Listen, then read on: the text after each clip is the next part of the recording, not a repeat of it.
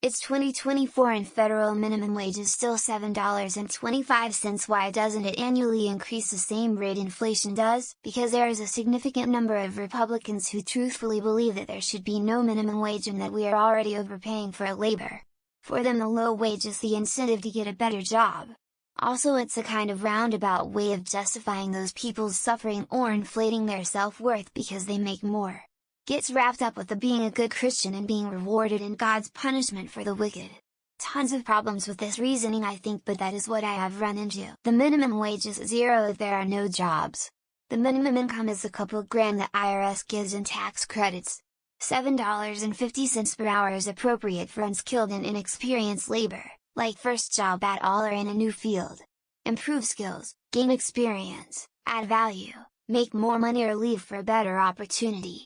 Serving ice cream sandwiches at the community pool isn't meant to be a lucrative career, it's meant to teach you about work, because state law supersedes federal law. The majority of people that want it raised already live in states with higher minimum wages. California is $16 hour, for example. New York is $15 hour. Even Florida, home of DeSantis, is $12 hour. Why would a California congressman, who is supposed to look out for his constituents, spend that much time lobbying for a minimum wage hike in Texas, when Texas's own congressmen don't want it? It's two things. 1. Businesses don't want it higher, so lobbyists and donors spend a lot of time going against raising it. 2. The US is huge. There are so many regions where $12 would be maybe doable with 2 people and others where it would be laughably low. That in states that actually give a shit have much higher minimum wages and do increase based on some factors, but not necessarily inflation. Serious answer: it's admitting that the value of the dollar is down. If the minimum wage is increased to the actual value inflation rate, then inflation will go up to the increase. So 2.5x. The cascading effect will bring about a global depression. The dollar standard will devalue. The US will be forced to buy back their exchange from panicked countries, further increasing the inflation. The problem is that the cost of living is vastly different depending on where you live. If we take the US, look at housing costs by state. There's a wide range. That's the main issue with a federal minimum wage. It might be sensible for some areas, but not others. Even if you divide it by state, there's still a wide variety. Miami is far more expensive than, say, the Panhandle of Florida. Federalism. That there should even be a federal minimum wage to begin with is debatable depending on what you feel the role of the federal government should be. But in general, states are more equipped to deal with their own labor laws than the feds. Interstate differences in cost of living, inflation, etc. make doing this at the federal level nonsensical. The minimum wage is an arbitrary number, meaning it isn't based on any real market data. The market supply and demand determines wages. Wages will naturally adjust with inflation over time no matter what the minimum wage is. Theoretically, there could be no minimum wage and wages would be relatively the same, because young people, the generation most affected by poverty and low wages, don't vote. Only 50 people vote consistently. So politicians do things that get their approval so they get re-elected. If more than 10 of young people voted for several boring midterm elections in a row, maybe that would change. Because the minimum wage for my country for a person with a degree is $400 a month. If an employer said to the interviewee, "I'll give you $400," they'll walk out of there dying from laughter. Do you know anyone working for $7.25 without extra compensation in your country? Considering the amount of benefits and public assistance programs, there should be ample room for any first-time employee to provide for themselves while earning a promotion or better job, especially while living with their parents' guardians. Because with every minimum wage increase comes an increase in the price of rent, and the companies paying labor more just raise the prices of goods so they don't lose out on profit reports for Wall Street. It's kind of a broken system. How many people are now earning just the federal minimum wage? Many states have higher minimums and many employers can't fill positions that already pay more than the federal minimum.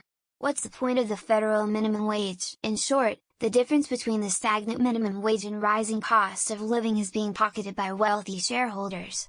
The same people that fund political campaigns, lobby politicians, and buy judges.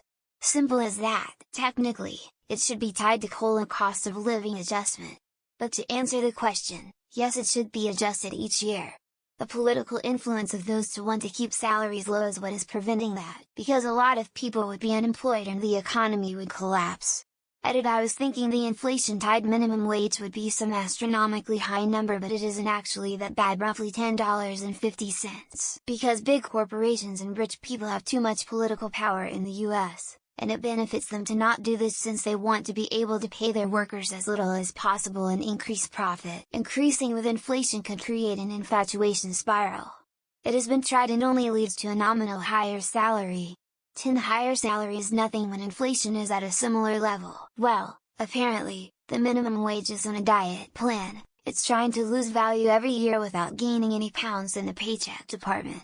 It's the budget slim fast strategy. In the UK here, disabled, and was curious as to how much the value of the £10 Christmas bonus paid with benefits would have been if it had been index linked since its creation. £140. The federal minimum wage could have been tied to inflation, but politicians wanted something to fight for and against in the future. Hence screwing over tens of millions of Americans. It's $15 in Canada and things aren't great, like I predicted, and nobody believed me. They just raised the price of everything, so the higher minimum wage doesn't matter, because fuck you is the simplest answer that doesn't involve explaining the portions of capitalism we've failed to keep in check while leveraging the good from it. Because billionaires bought off Republicans.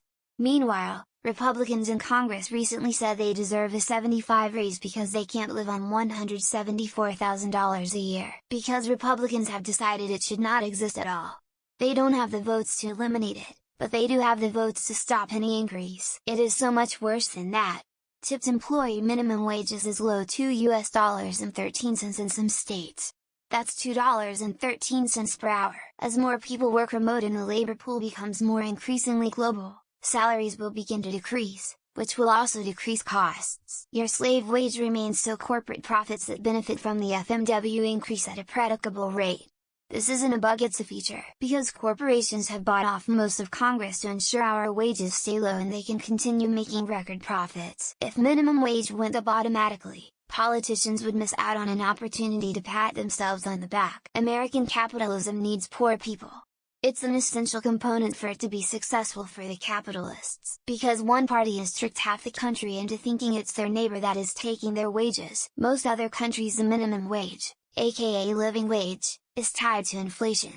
Not in the US though, because if our economy didn't F over poor people, what would even be the point of it? I couldn't find a minimum wage job near me if I wanted to. It kind of obsoleted itself, because it doesn't matter to R, no matter what they say. They don't care about us. Nobody actually makes the minimum wage anyways. There is no point in increasing it. How else are we to motivate people to want to work harder to be millionaires? America hates poor people. All the way from the DOJ to your local neighbors. Billionaires need those extra yachts, you can expect them to only have one. Because we're too distracted at hating each other to see the real enemies. Because people on minimum wage can afford to bribe lobby Congress. 7.25 is insanely laughable enough to never accept in this economy. Because our politicians don't give a fuck about us, that's why. That's what many countries do. It's called wage indexation. Seems like something considered best left up to the states.